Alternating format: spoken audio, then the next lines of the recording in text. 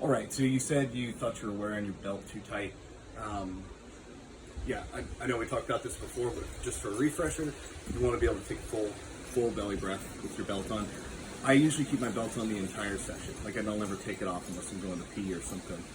So it should be comfortable enough to wear it the whole time. So I'm just like normal width that I'm always going to be when I put my belt on. I'll never suck in or anything. And my belt, you know, I'm not like to try and get to another notch because it's going to be really uncomfortable. So right here is pretty comfortable. Stick it right in there. And then my belly button is just underneath here. It's like right about there. So it's not like up here or anything. So it's right around my waist.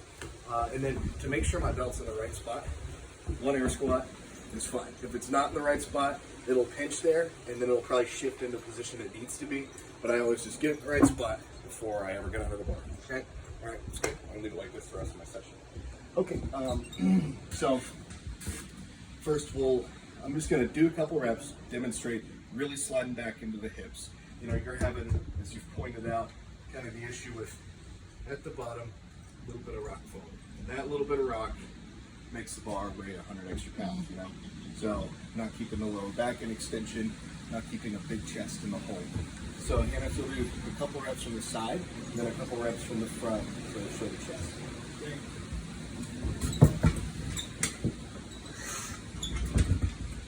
Okay.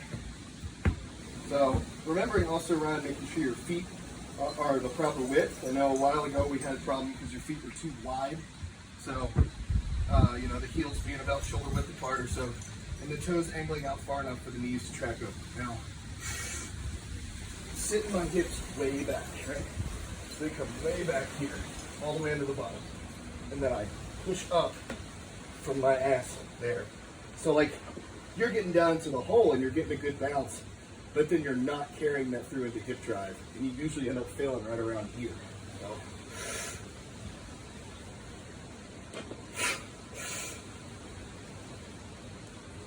okay, we do a couple from the front. And then just to show what keeping your chest up looks like.